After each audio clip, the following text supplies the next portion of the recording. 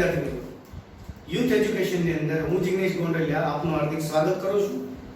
વિદ્યાર્થી મિત્રો, આજે આપણે ખૂબ સરસ મજાનો એક સવાલ ભણવાનો છે. વનસ્પતિ અંતઃસ્રાવનું વર્ણન. વિદ્યાર્થી મિત્રો, આ જે વનસ્પતિ અંતઃસ્રાવ છે એની આપણે પૂર્વ ધારણા આપણે આગળના વિડિયો લેક્ચરની અંદર જોઈ કે ભાઈ જે કોષો વચ્ચેના સંદેશા વ્યવહારની અંદર જે કડી ખૂટે છે, કારણ કે ઉર્મિવેગ અથવા તો બીજ આવેલો એ દરેક કોષો સુધી તો નથી પહોંચી શકતા, તો દરેક કોષો સુધીનું જે સંકલન છે એ સંકલન અંતઃસ્ત્રાવી સંકલન દ્વારા પૂરું થાય છે અને એ અંતઃસ્ત્રાવી સંકલન આવા અંતઃસ્ત્રાવોનું નિર્માણ કરે છે. તો આજે જે આપણે અંતઃસ્ત્રાવની વાત કરીએ છીએ એ માત્ર વનસ્પતિ માટે કરીએ છીએ કે ભાઈ વનસ્પતિના અંગોમાં જે હલનચલન થાય છે, જે અંગો વચ્ચે કોષો વચ્ચે જે સંદેશા વ્યવહાર થાય છે એ વાસ્તવની અંદર અંતઃસ્ત્રાવો દ્વારા થાય છે.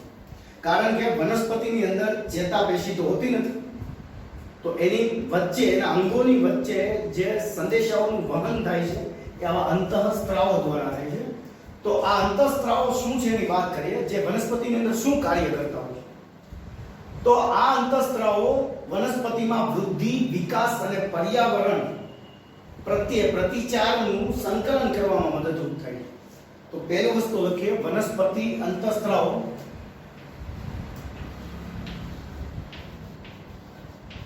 વનસ્પતિ અંતઃસ્ત્રાવો વૃદ્ધિ,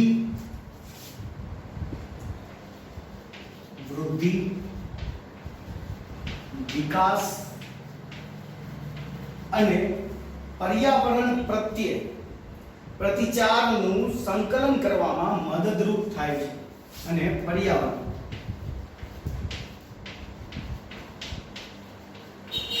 પ્રત્યે પ્રતિચારનું સંકલન કરવામાં મદદરૂપ થાય છે.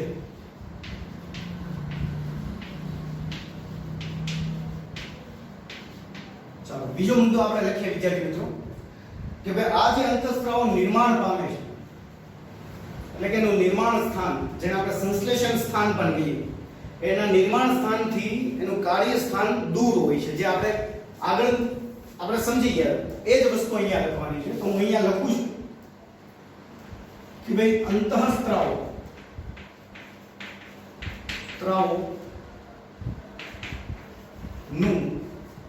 અંતઃસ્ત્રાવોનું સંશ્લેષણ સ્થાન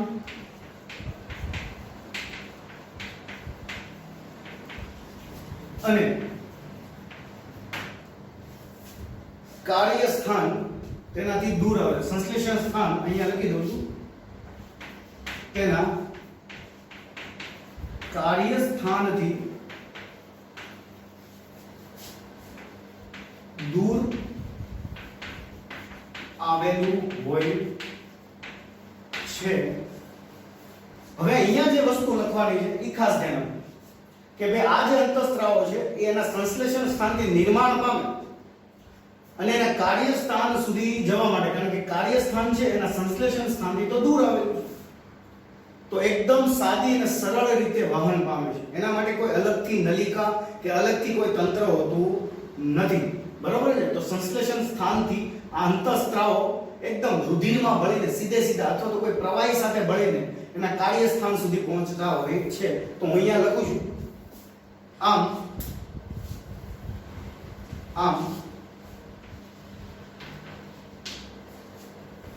અંતઃસ્ત્રાવો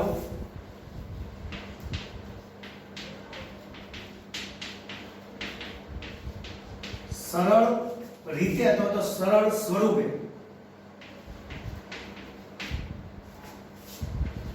વહન પામી કાર્ય સ્થાન સુધી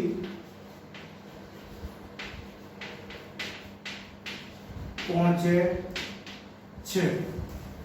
તો આ વાત થઈ આપણી વનસ્પતિના અંતઃસ્ત્રાવોનું શું કાર્ય છે, કઈ રીતે નિર્માણ પામીને ક્યાં સુધી કઈ રીતે જાય છે.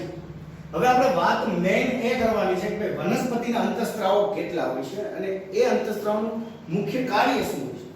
તો વનસ્પતિના અંતઃસ્ત્રાવો મુખ્ય બે પ્રકારના હોય છે. કેટલાક અંતઃસ્ત્રાવો એની વૃદ્ધિને પ્રેરતા હોય છે, તો કેટલાક અંતઃસ્ત્રાવો એની વૃદ્ધિને અવરોધતા હોય છે.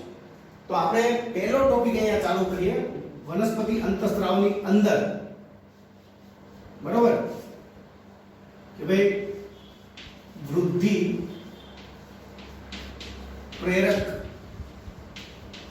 અંતઃસ્ત્રાવ. ચાલો આ વાતની શરૂઆત કરીએ કે વૃદ્ધિ પ્રેરક અંતઃસ્ત્રાવ છે તો એમાં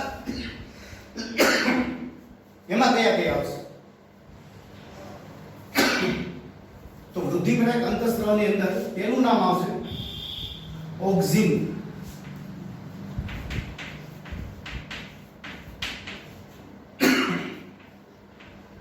ચાલો આ ઓક્ઝિન અંતઃસ્ત્રાવ શું હોય છે, આ ઓક્ઝિન અંતઃસ્ત્રાવ ક્યાં આવેલો હોય છે એની આપણે ચર્ચા કરીએ.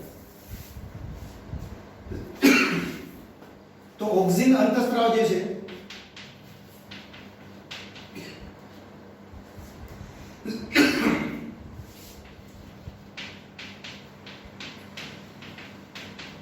એ વનસ્પતિના પ્રરોહ એટલે કે પ્રકાંડનો અગ્રભાગ અને અગ્રભાગ ઉપર આવેલો છે. તો ઓક્ઝિન અંતઃસ્ત્રાવ પ્રરોહના ટોચના અથવા તો એમ કહી શકાય અગ્રભાગે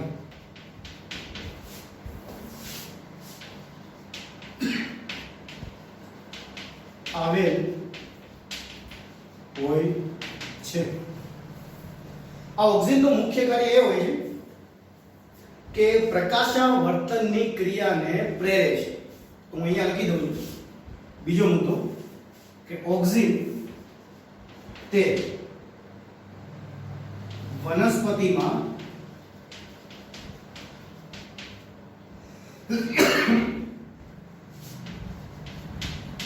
પ્રકાશાવર્તન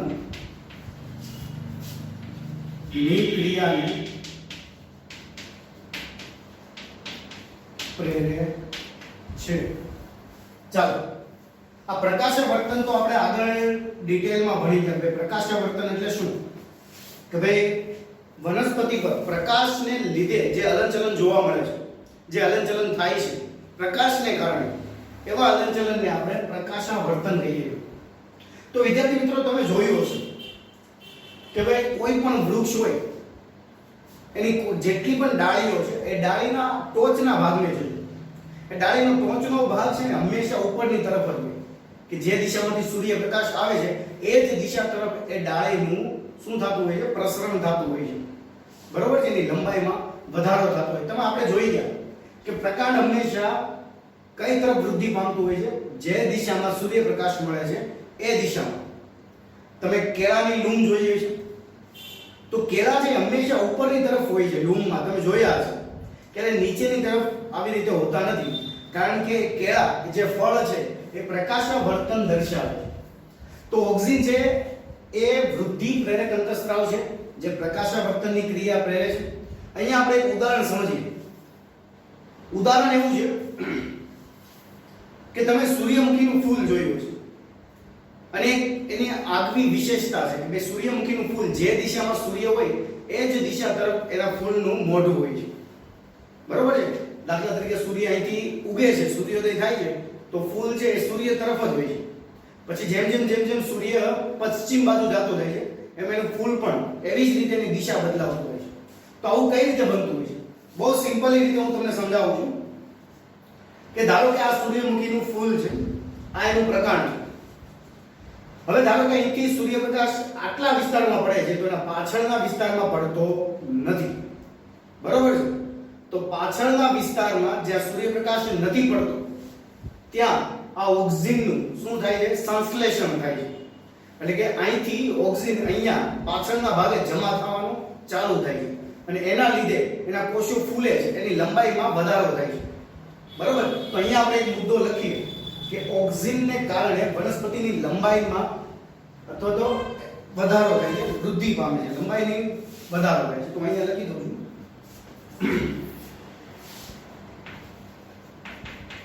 ઓક્સિન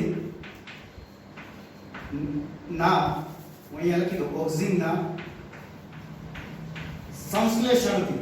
સંશ્લેષણથી વનસ્પતિની લંબાઈમાં વૃદ્ધિ થાય છે. ચાલો, તો હવે સૂર્યમુખીનું ફૂલમાં જે પાછળનો ભાગ છે ત્યાં આ ઓક્સિનનો સ્ત્રાવ સંશ્લેષણ પામે છે, જેના લીધે કોષો છે એ વિસ્તરણ પામે છે, લાંબા થાય છે, અને એના લીધે આ ફૂલ છે બરોબર એ પાછળની તરફથી લંબાય છે એના કોષ, અને એ સૂર્યપ્રકાશ તરફ લંબાય છે, એના તરફ વૃદ્ધિ પામે છે. તો વિદ્યાર્થી મિત્રો, આ હતું આપણું ઓક્સિનનું કાર્ય. હવે બીજું જે કાર્ય છે નંબર 2, ઝિબ્રેલિન. આ ઝિબ્રેલિન નામનો જે અંતઃસ્ત્રાવ છે એ વનસ્પતિની પ્રકાંડમાં વૃદ્ધિ પ્રેરે છે. વનસ્પતિની પ્રકાંડમાં જે વૃદ્ધિ થાય છે એ ઝિબ્રેલિનને કારણે થાય છે. તો અહીંયા લખી દઉં છું તે વનસ્પતિના પ્રકાંડમાં વૃદ્ધિ પ્રેરે છે. આગળ વાત કરીએ તો ત્રીજો જે અંતઃસ્ત્રાવ છે વૃદ્ધિ પ્રેરક અંતઃસ્ત્રાવ, ત્રીજો એની આપણે વાત કરીએ તો એ છે સાઇટોકાઇનિન. સાઇટોકાઇનિન આ જે અંતઃસ્ત્રાવ છે એ વનસ્પતિમાં કોષ વિભાજનની ક્રિયાને પ્રેરે છે. તો અહીંયા હું લખી દઉં છું તે વનસ્પતિના જે ભાગમાં જરૂર હોય ત્યાં કોષ વિભાજન ની ક્રિયાને પ્રેરે છે. તો વિદ્યાર્થી મિત્રો, આમાંથી ઘણી બધી ખાલી જગ્યાઓ પૂછાય છે કે ભાઈ કોષ વિભાજનની ક્રિયાને કોણ પ્રેરે છે? તો સાઇટોકાઇનિન. પ્રકાંડની વૃદ્ધિમાં કોણ વધારો કરે છે? તો ઝિબ્રેલિન. અને પ્રકાશાવર્તનની ક્રિયામાં કોણ કાર્ય કરે છે? તો ઓક્સિન. એટલે આ વસ્તુઓ, આ જે મેઇન શબ્દો છે તમારે યાદ રાખવાના છે. આ ઉપરાંત આપણે વાત કરીએ તો બીજમાં અને ફળોમાં આ સાઇટોકાઇનિનનું સંકેન્દ્રણ થાય છે. તો અહીંયા હું મુદ્દો લખી દઉં છું, ફળો અને બીજમાં સાઇટોકાઇનિન